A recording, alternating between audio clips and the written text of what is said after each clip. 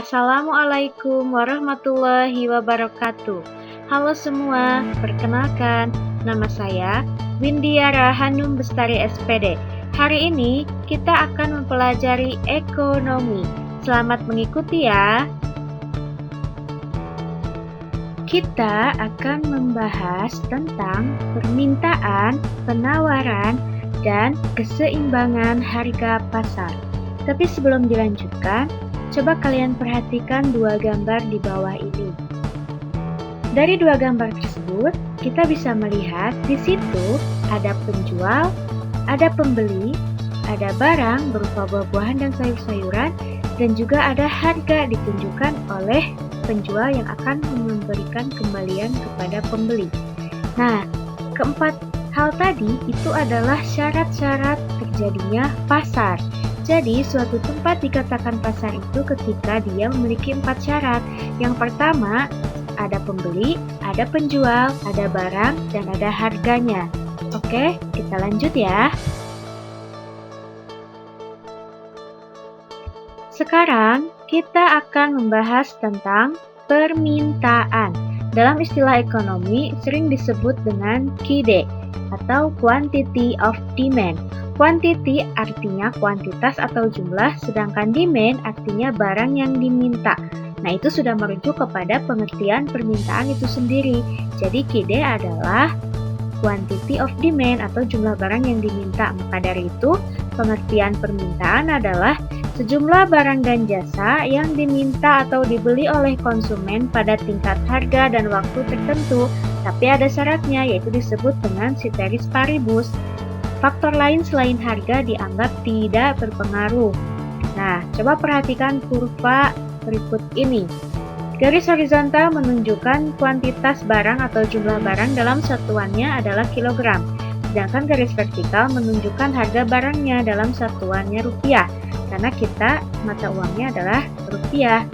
Cara membaca kurva ini adalah pada tingkat harga Rp3.000, maka kita akan mendapatkan atau kita bisa meminta atau membeli barang dengan jumlah 66 kg.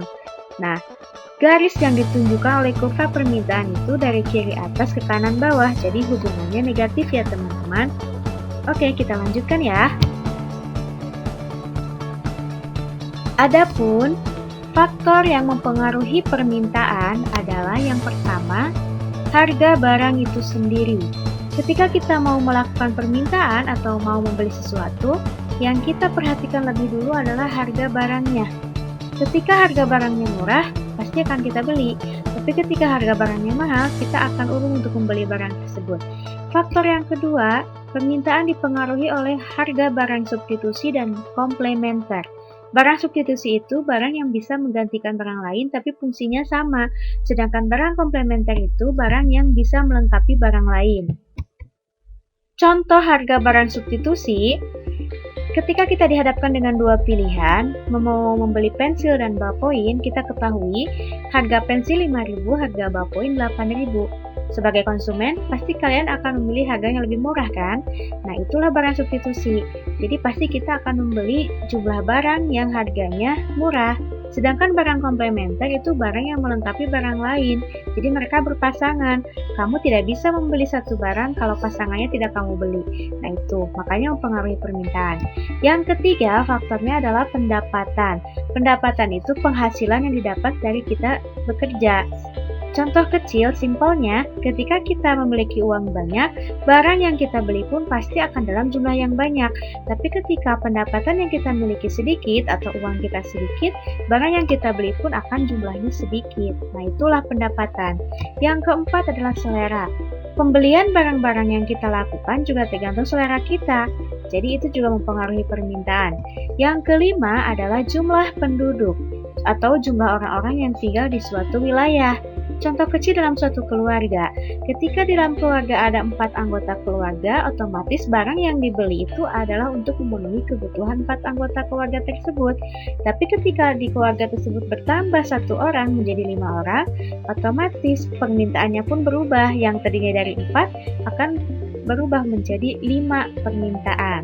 Yang keenam, itu adalah prediksi harga di masa depan. Ketika kita tahu harga barang di masa depan atau di bulan depan akan mengalami kenaikan, otomatis kita akan membeli barang saat ini juga ketika harganya masih murah. Itulah permintaan. Nah, yang terakhir adalah promosi produsen. Promosi yang dilakukan produsen itu adalah untuk menarik perhatian konsumen untuk membeli barang yang dia jual.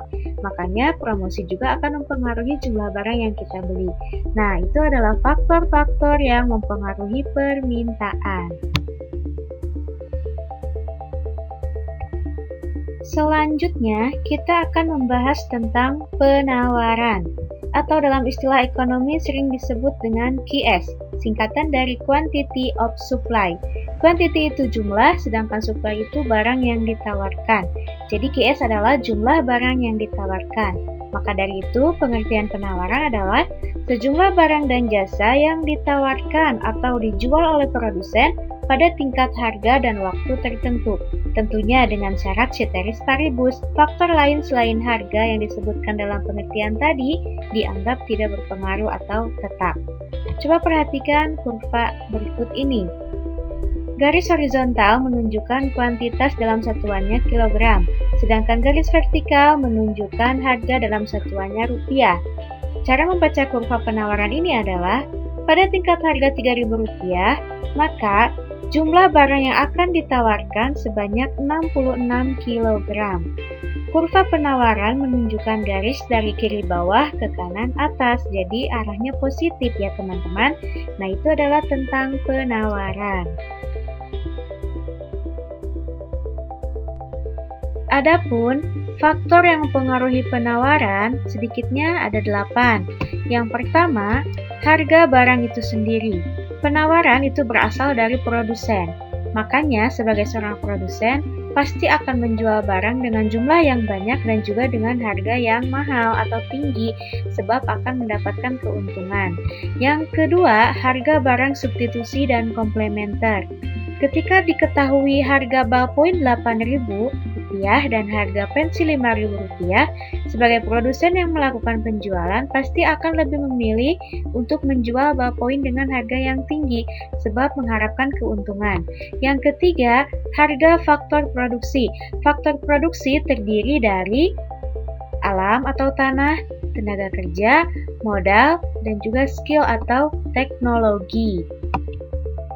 Harga faktor produksi tanah tentunya adalah harga tanah itu sendiri. Biasanya produsen akan mempertimbangkan harga tanah yang akan dia beli sebab nanti akan mempengaruhi proses pembuatan barang yang akan dia jual. Begitupun dengan faktor produksi yang lainnya. Yang keempat, biaya produksi. Biaya produksi di sini terdiri dari biaya sewa, biaya gaji atau upah, biaya asuransi, dan juga biaya bahan baku. Contoh, ketika biaya bahan baku pembuatan barang tersebut mahal, biasanya harga barang yang dihasilkan pun dijual dengan harga yang mahal pula, karena dari hasil penjualan barang tersebut nanti akan didapatkan sebagai keuntungan dan juga sebagai modal kembali untuk membuat barang dan jasa tersebut. Yang kelima, ada teknologi. Ketika teknologi atau pembuatan prosesnya dengan waktu yang lama dan bahan yang sulit ditemukan, biasanya harganya juga akan mahal. Tapi ketika teknologi atau proses pembuatan barangnya lebih sedikit atau waktu yang diperlukan tidak begitu lama, harga barangnya pun biasanya akan sedikit murah atau sedikit turun. Yang keenam, ada jumlah produsen atau jumlah pesaing. Di sini, ketika ada dua produsen yang menghasilkan atau menjual barang yang sama, akan terjadi persaingan harga. Maka dari itu, dua produsen tersebut atau dua penjual tersebut akan berlomba-lomba menjual barang dengan harga yang lebih murah karena tidak ingin kalah bersaing, tapi juga tidak ingin merugi. Dan yang ketujuh, di situ adalah tujuan atau profit atau benefit yang akan dipilih. Kalau tujuan laba perusahaan untuk profit adalah orientasinya kepada uang, tapi kalau tujuan perusahaan adalah untuk benefit, orientasinya adalah untuk memberikan manfaat kepada konsumen. Dan yang ke-8, di situ adalah kebijakan pemerintah, faktor yang mempengaruhinya. Ketika pemerintah menetapkan kebijakan untuk tidak menjual suatu barang, maka produsen pun harus mengikuti. Nah, dari situlah jumlah barang pun akan ikut dilibatkan dan akan dipertimbangkan berapa banyak yang akan dijual ataupun berapa banyak yang tidak boleh dijual. Nah, itu adalah faktor-faktor yang mempengaruhi penawaran.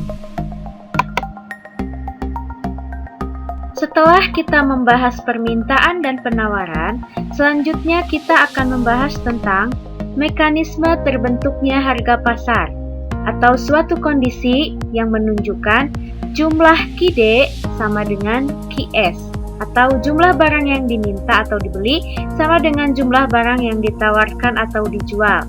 Coba perhatikan kurva berikut ini.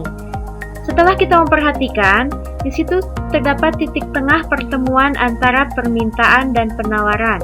Titik tersebut disebut dengan titik equilibrium atau keseimbangan, yang mana pada harga Rp3.000 kita bisa mendapatkan barang sebanyak 66 kg.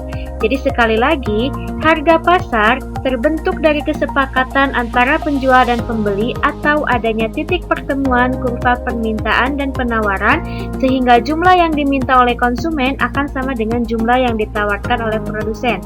Ingat ya, ciri-cirinya harga pasar itu QD sama dengan QS, seimbang teman-teman.